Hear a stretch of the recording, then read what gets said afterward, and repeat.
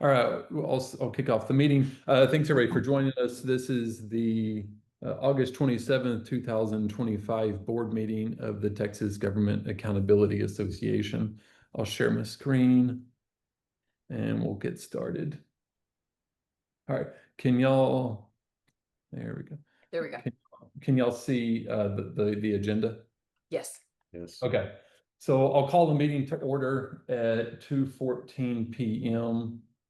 And we'll start with an invocation. Scott, if you'd like to do that for us. You bet. Father, we love you. Thank you for this day that you've made. We will rejoice and be glad in it. And praise you that your mercies are new every morning. Lift up TGAA to you and its efforts. I ask your particular hand upon Anthony as day to day he goes about promoting your kingdom, your justice, and your truth in the realm of government. We ask that those efforts would be effective and that the right people at the right time would come alongside Anthony and this organization to help promote the things that you value, a government that reflects who you are and who your people are and who your truths are. We ask that you be glorified during our time together today. In Jesus' name we pray. Amen. Amen. Amen. Thank you, Scott. I appreciate that. And bear with me, had something that closed. So let's do chat. I'm sorry, my Zoom is, okay. Can y'all still see my screen? Yes. Yes. Okay, good. All right, so we'll move to the roll call. Just let me know you're here by voice. Kathy Wheat. Here. Scott Sanford. Here. Anthony Wilder. Here. Art Martinez Devara. He's not here. He's going to join soon. So we're going to get started and he'll come in soon.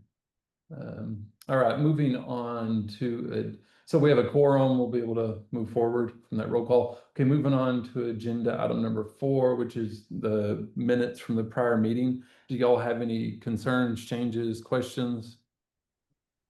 I don't. I mean, everything looked fine to me. Scott, anything? No, sir. Okay, well, I'll take a motion then. I'll make a motion to approve the previous meetings board minutes. All right, I have a motion. To have a second? Second.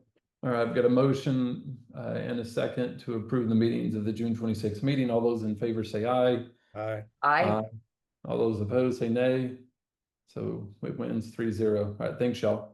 All right, we'll skip the executive session for now until Art joins the call. So we'll go out of order and we'll come back to agenda item number 5. All right, agenda item number 6 is discussing some proposed changes and some questions about the transparency and ethics policy. So let me jump to the policy. And we'll start we have 3, as y'all know, a county, a municipality, and a school district. I'll talk about the municipality one because that's the one I sent y'all, but all 3 of them have the same changes because this language is in all 3. So it'll be I'll just go through this one to save us time. So the date's changing.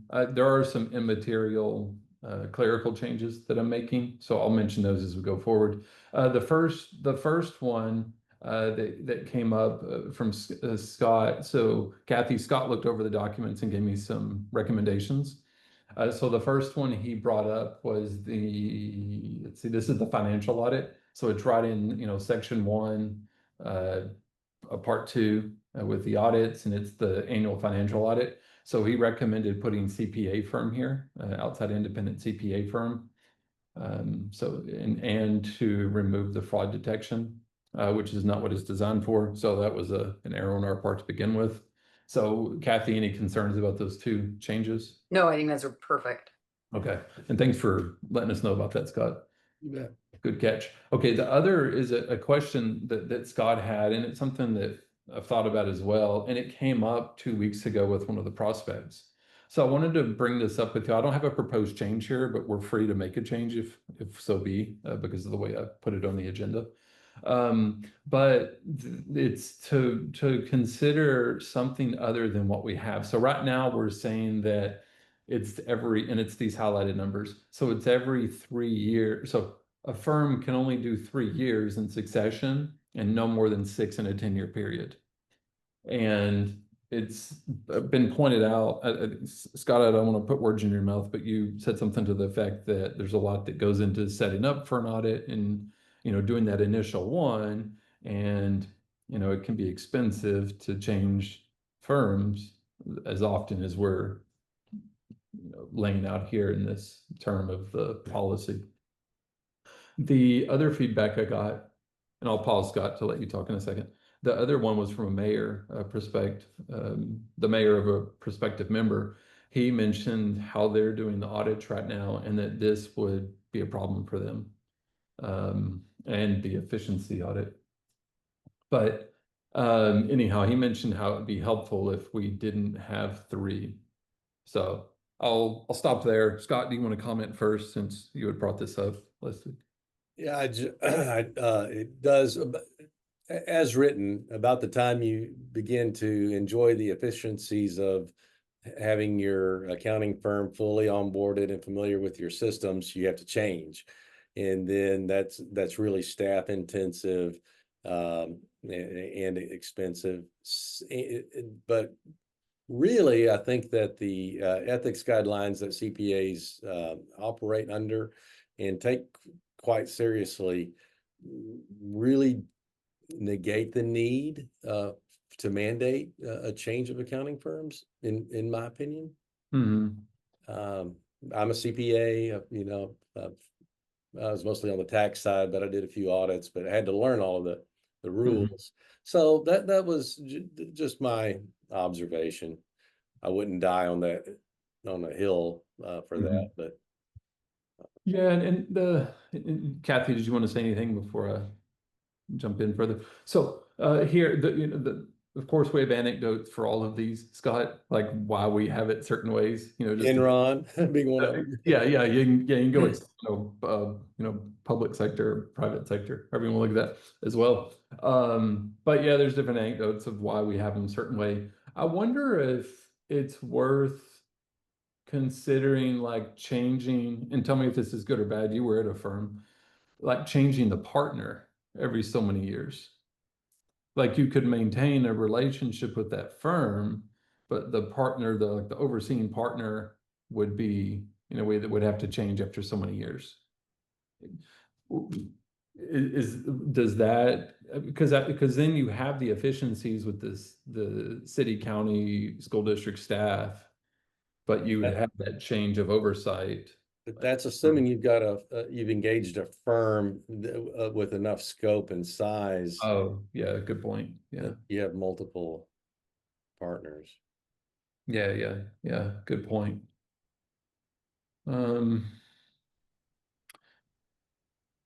Yeah, I mean, I've thought about numbers. I didn't put suggested numbers in here because I'm just not sure.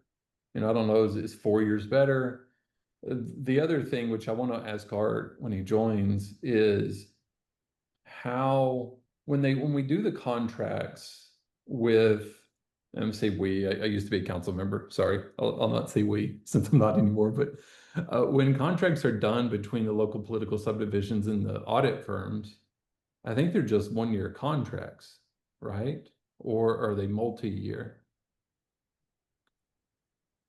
Kathy, I don't remember. It's been 7 years, of 8 years for I me. don't remember, to be honest. Yeah, because I was thinking that could drive it too, is if you can get a multi-year, it potentially leads to discounts, I as you're mean, talking about, Scott. it might vary on the municipality, to be honest. The main thing I wanted to say on this topic is Scott has really good insight there, and I definitely understand where that city's coming from, saying like that would be a problem having what may be an arbitrary number. And I don't have a lot of insight in this particular area. So I have to kind of lean on the people who are a lot more expert, but I can understand that being a problem to have to ramp up a new firm every 3 years potentially.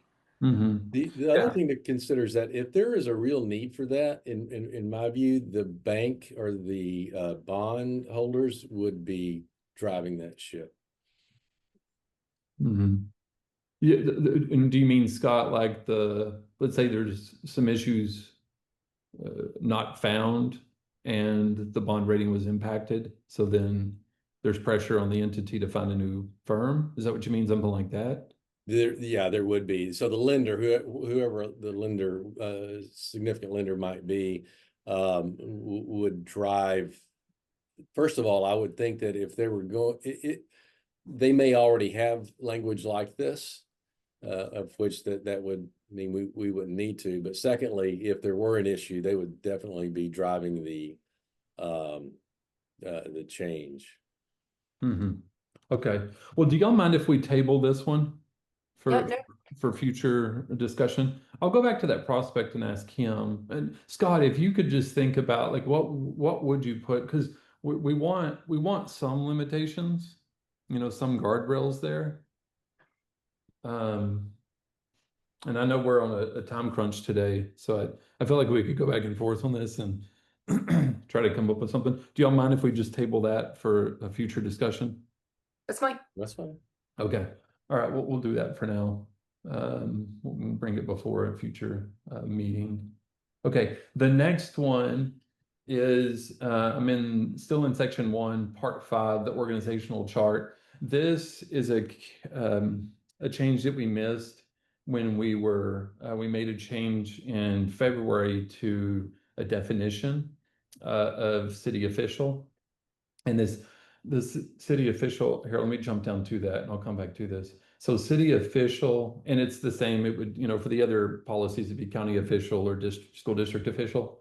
But in each of those, it's defined as individuals who are reporting directly to the legislative body that hired them.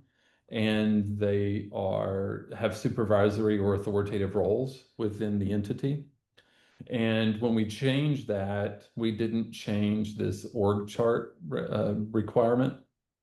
And so this is just to clean it up. It was pointed out by another prospect because this one is always an impediment with IT. IT typically comes back to us of a prospect and says, hey, we're not going to put everybody's info out there. You're just asking for disaster, and we're going to get spammed more so than we do already with the ones that we have disclosed, which would be like council members and city manager, superintendent, school board members, stuff like that. So what we're doing is cleaning this one up to align with that, which is for it to be anybody with supervisory authoritative role and above, which will limit it, which is at least one IT department has said they're okay with that we've talked to. Odessa's IT department actually pushed back on this too, over about a year ago when they were in compliance. They're in compliance period. Anyhow, so we're just cleaning it up for that purpose, to say that it's going to be those with the authoritative and supervisory role upward, which is what city official is, the definition has been changed to. Any questions about that one? Okay, cool, thanks. Let's see the next one. Okay, this is in relation to the lobbying. I'm not sure how much you'll follow the two special sessions, but Governor Abbott had put into the call for both to deal with taxpayer-funded lobbying and to restrict that. And Mays Middleton has proposed another bill, and he does every session for at least the last 3 and both special sessions. Well, SB 13 is the current one. That one, of course, made it through the Senate. It's in a House committee, I think State Affairs, if I remember right. Anyhow, as of last night, there are now 70 co-sponsors. So the expectation is we get a few more, and hopefully that will help Chairman King of that committee to put it or to at least give a hearing to it and move it out of the committee to, for the future readings in the House. So anyhow, the expectation is that this will pass this summer. If not this session, maybe another special session. So, because I don't think I saw, but Governor Abbott added a few more things, I think it was yesterday. Anyhow, so so that's part of it is and this is a discussion that we started last year, if you remember, Kathy, when Matt was on. So Scott, we've been talking about this for a while. Is like, do we just get rid of this because it's coming at some point and it's gained a lot of ground. especially within the Republican Party through the referendums they did. It had a huge passing rate in the ones that they proposed during the primaries last year. Anyhow, the expectation is that it'll happen. And as I think I've told both of y'all this before, everything that we have in these policies, I would love to become state law. So we'd like to consider striking this. The other reason for those, because of SB 13 or whatever comes after it if it doesn't get through the session. But it's also been some pushback from the prospects. So some prospects, especially one that's very close to coming on board, this prevents them from coming on board. And there were two others I talked to last summer that it prevented them. One of them last summer that I talked to actually employs a lobbyist. So they're on staff, they're W-2. In most cases, they contract them. But it prevents this entity from joining if we don't make this change. And it's not because of what they're doing with the state legislature. It's more about what they're doing with the federal legislature, and some lobbying efforts that they're doing there that have allowed some tax dollars to come back to Texas. And honestly, I don't want to prevent that. I'd prefer that all of our tax dollars come back to Texas. So that's the other reason that I'm proposing this now instead of waiting until SB 13 passes or it's, incarnations if it doesn't happen this session. So any thoughts on that or questions? Unless Kathy has some thoughts, I'll move that we make that change. Is this one of those that would require a motion? Yeah, at the end, At the end, okay. what we try to do is just make a motion on all changes unless y'all have issues with what I'm proposing. Got it. Never mind. No, I think that sounds good. Okay. All right. I'll move forward with that. Oh, the other thing is I added lobbyist. I forgot to show you all this. So lobbyist is now a definition in here, and it aligns with the Texas Government Code. It's chapter 305 that talks about lobbying and what a lobbyist is. So I've left it generic enough to just say it's lobbyist in chapter 305 because, at some point they could add a 0.11 or something and change the numbering. So I've put that definition in so that it's, everyone is aware. That's what we're talking about.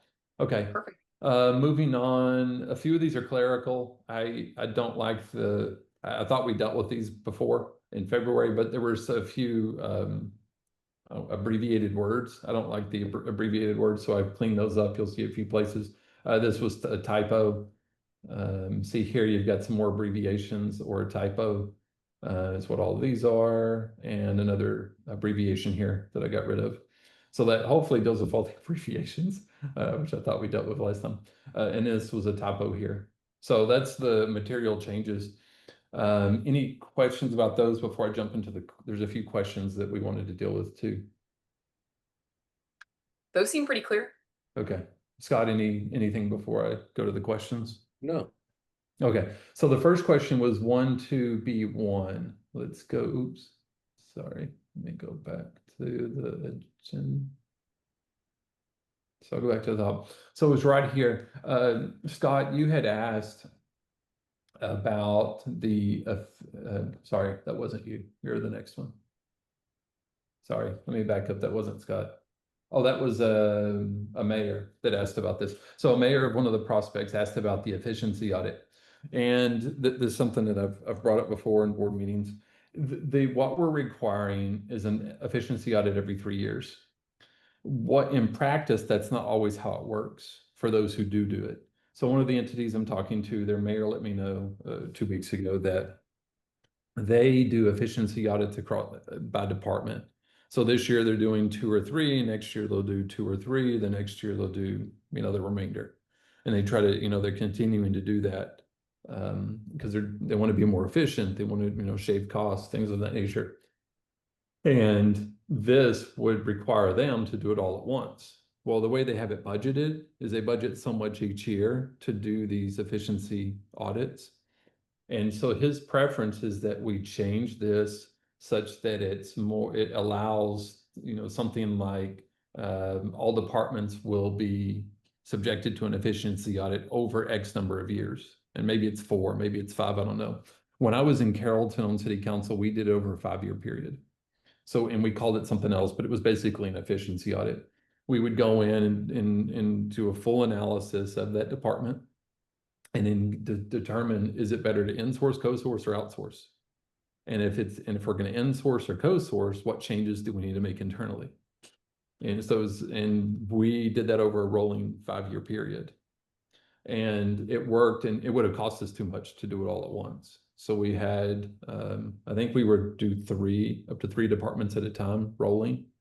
And so my recommendation is that, and I don't want to do it for this meeting due to time constraints, but if we can think about it for a future meeting, is, changing this to staying once every 3 years to saying doing, going through the entire entity over X number of years, and maybe it's 4 or 5 instead. So any thoughts about that? Questions? It sounds right to me. I mean, even maybe even 5 years, depending on the size of the organization. But yeah, it sounds like having it be a little bit flexible so they can get it done on their correct time schedule. That sounds fair. Mm-hmm. Scott, a question for you. When y'all did sunsetting in at the state level, how often was that analysis done for a department? Usually 10 years. Okay, so they had, okay, that's even more. All right. So it's a 10-year. Okay. Well, let me let me work on this some more. I'm going to go back to that mayor and talk to him, and I'll come up with some proposed language for a future meeting, and to discuss. Okay, the next one we've already talked about. So it was this question here that you had, Scott. Mm-hmm. The next one was 14C2. So let's go back 14C2. Okay, is this part here at the bottom. So in this one, Scott, this was a question you had asked about this. Can you remind me specifically what it was that Let's I can see. explain why we're doing it? I didn't put proposed language because I was going to share with you why it's this way. Oh, okay. My question was just an observation that basically the issue is being litigated in a regular meeting of the council prior to it being discussed in executive session or in a open meeting of the city council. Mhm. Because basically the up or down vote is happening by having to vote for it to go to executive session. Yeah, yeah. And let me, and thank you, Scott, for reminding me. But if you're going to say that's just follow that's the way it is and the way cities do it, then the question's moot. And it's not. So there, as I mentioned, anecdotes for each of the things we have in here over the years that various people who helped put this together or encountered. This particular one, the reason we have it in here, Scott, is because we wanted to give a voice or allow a voice to the dissenting opinion going into executive session. Because there are times, many times, where we've seen abuses of that legislative body, be it a school district board, a city council, a county commissioner's court, where they've chosen to go into executive session to hide things that should be disclosed and talked about publicly. And you'll have members who are voicing concerns, but they have no recourse. They can't even prove that they were dissenting. They're not allowed to talk about it. And so why we put this in here was to allow, as you go into executive session, all we ask for is that you do a vote of that body. So, for example, a city council, and the city council decides we go into executive session or not. If there's a member who's voting against, then he's allowed to express his opinion and it has to be recorded in the minutes. So that's what we're asking for here. So on the city council I was on, it was 7 of us, so you could have a 6-1 vote, and that one person could at least have it recognized that they were against going into executive session for that item. Another reason we do this is so that there can be some accountability within that legislative body. This happened in a city recently. I think it was in the spring when it happened, where an item was discussed in executive session, it had not been posted. And at the very least, somebody could have voiced their concerns before they just jump into executive session, which is what happens a lot. There's like, okay, now we're going to executive session. The time is this, and they read the thing. At least they could have voiced their concerns like, hey, this wasn't even posted. We're not even allowed to do this kind of thing. So Right. that's, there's a lot of anecdotes. I won't get into them, but that's the most recent Okay. aware of. So that's why we do it, Scott. Does, Well, I like it. I okay, like it. okay. What about, is it okay for me to ask another question? Yeah. What about consent agenda? Do we address that? I don't recall reading that anywhere. What do you mean with regards to the consent agenda? Well, I think a lot of things get put on the consent agenda that don't Don't belong. have, or that don't have consent? Right. Yes. So within and this happened a lot when I was on council. I disagreed with how we spent money and budgeting and things like that. So I would pull things from the consent agenda prior to the meeting. We would have a work session and then you go into the official meeting. So I would have the mayor pull things or I would do the motion and pull those out for individual consideration. That's a power these elected officials have already. Okay. And so it's not in here. Okay. Um, Perfect. I don't know if we need to, Kathy, would there be a need to put some kind of term in here about that? I can't No, think of any. I think you clarified it pretty well. I think I didn't have anything that has come to my mind about consent agendas, but I think it's a great question that you asked, Scott. So Yeah. Yeah, Okay. you have the ability to pull. Now the council could override. I mean, someone could go in and do a motion and just say a motion to approve all of them. And then at that point, you would have to vote against, which would, lead to problems. Yeah, you can see some in my questions, it's legislative experience that doesn't necessarily translate to the city. Yeah, I think about the back mic being used a lot. Yeah, and well, in the local, the consent agenda in the legislature, Oh, yes. you don't have the power to pull things off. Yeah, without movement yeah. of God. I'm with you because it bothers me a lot of times that there are things in there that are neither local nor have full consent. Right. So at least at the local level, there's they have the ability to do that.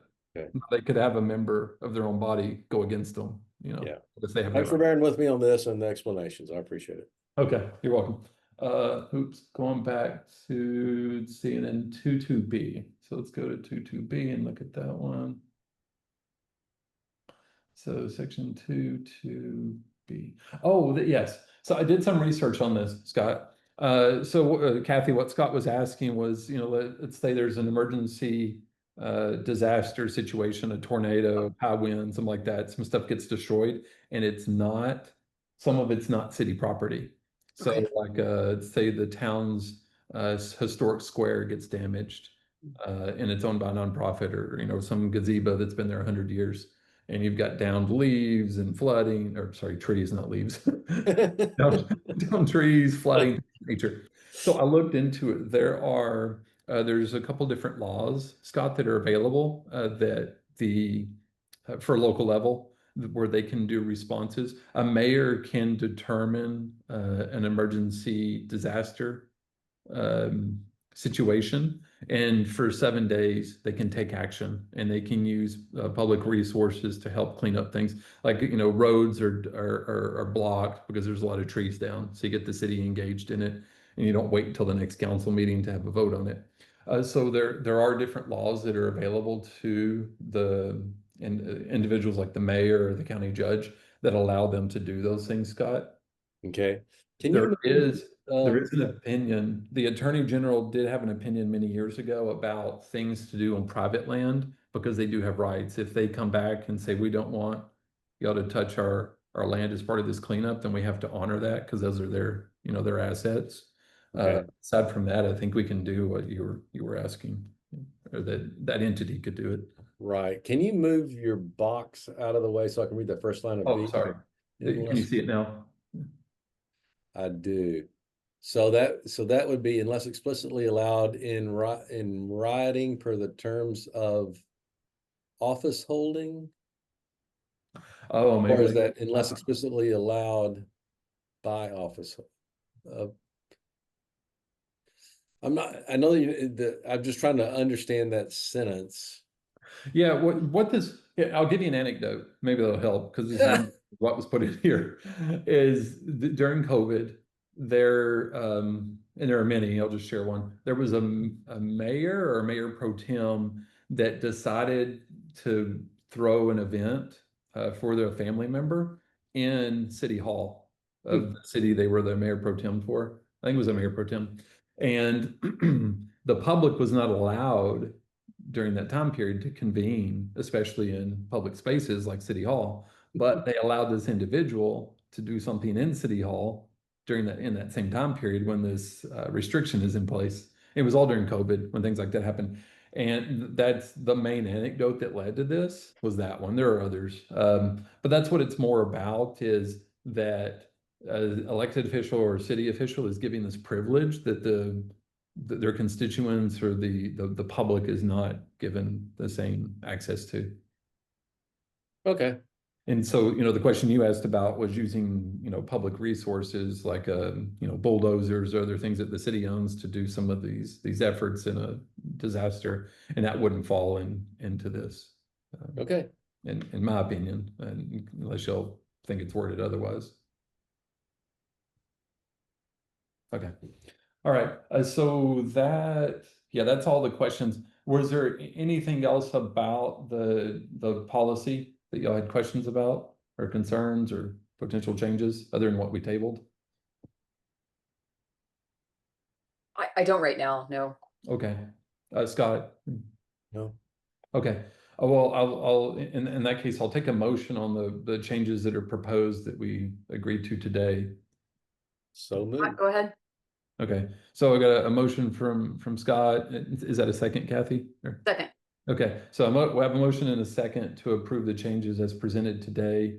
And all those in favor say aye. Aye. All those opposed say nay. All right, the ayes have it 3-0. All right, thanks, y'all. It's very helpful. And yeah, Art's not joining us. The ILA, I'll jump into the next. We'll go to the executive session whenever Art comes in. Discuss and consider interlocal changes. This was more of something for us to discuss with Art. I'll share with y'all what the question is. And it's on the ILA and it's in here. Transfer. Yeah, it's this sentence here. So a question has come up from a couple of different entities that we've been talking with about the ILA on this line. Is TGAA through this ILA, is TGAA being given authoritative rights over things other than transparency and ethics? My interpretation in Arts, and hopefully he'll join. If not, we can talk about it in a future meeting. Is that this prevents us from going beyond transparency and ethics because it only lists those two. That's all that's enumerated, and it doesn't say including but not, an exhaustive list or something of that nature. So that's what this agenda item is about, was that, whether we need to change it or not. I don't think we need to. What do y'all think? No, I agree with you. It feels like, as a non-lawyer, that feels like it says what you're trying to explain, but lawyers know best, so. Yeah, and I'm sorry that Art's not on, that he's still stuck in the hearing. But okay, well, we can table this for the next meeting and talk about it. Scott, any thoughts on it before I move forward? No, but I see the quandary. Yeah, so we'll dive into it further in the next meeting. I'll just table it till then. Okay, going back to the agenda. All right, the next one is the budget. So, and I think so we're not taking action on the prior one, just to put that in there. Okay. This is the last actionable one, aside from the executive session, which it looks like we won't have today. So we'll get out of here early. The budget, it's been pointed out via the public and internally about the lack of a budget.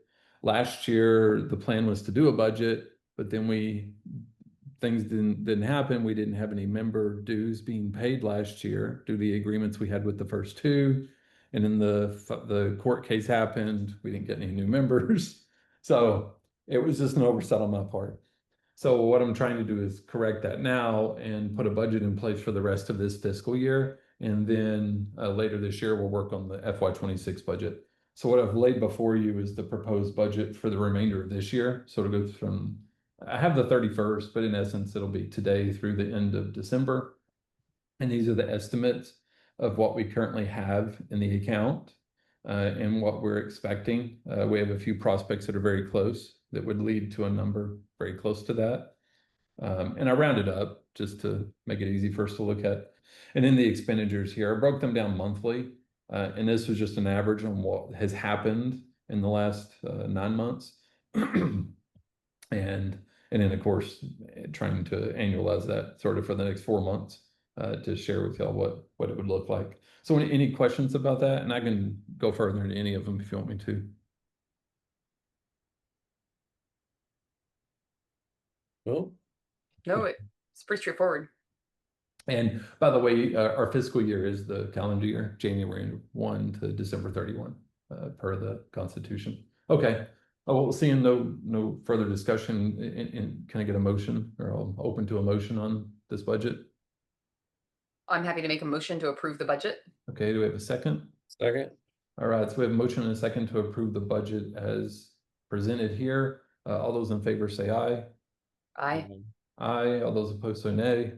All right, the ayes have it 3-0. All right, let me check with Art one more time, because just to see.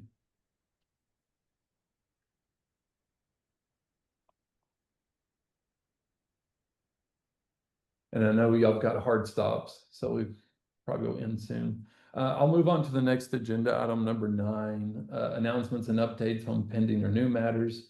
I don't have any announcements to go over today, aside from what I've already shared, that we're planning to expand on prospects that we talked to. And there's no new news on the prospects we have other than what I've shared already, some feedback they've given, that led to potential changes. So did y'all have any updates or any questions about any potential new matters? No, I think these will be helpful to you, these changes and some other pending changes. Yeah, it will. And the changes that we agreed to last meeting, it has helped us gain traction with some of the prospects. It's just as we go through this, we're learning more, which was the plan. When we first launched this, we were like, hey, we're going to get something out there. And we expected to have some feedback and changes because our experiences were limited. I was in a pretty robust, older 100-year-old city, had a lot of things already set in place. So that was my experience. And then some things I did at with the county, and, then Matt Krause, now you at the state level, the experience we have there, and then Kathy with Colleyville. So we're learning as we go, and it's helping. Definitely the changes last time. These will help. I'm going to go back to 2 prospects with these changes, and hopefully that'll lead to further discussions and hopefully a presentation to their legislative bodies. Okay. Great. Anything else about that? Nope. All right. Well, we'll table the executive session for the next meeting, and then those changes that we talked about, just or potential changes to the transparency and ethics policy. All right. Well, given that Art's not able to make it today, I'll take a motion to adjourn. So moved. All right. And do I have a second, Scott? Second. All right. So we have a motion and a second to adjourn the meeting. All those in favor say aye. Aye. Aye. All those opposed say nay. All right. The ayes have it 3-0. We will adjourn at 2:54 p.m.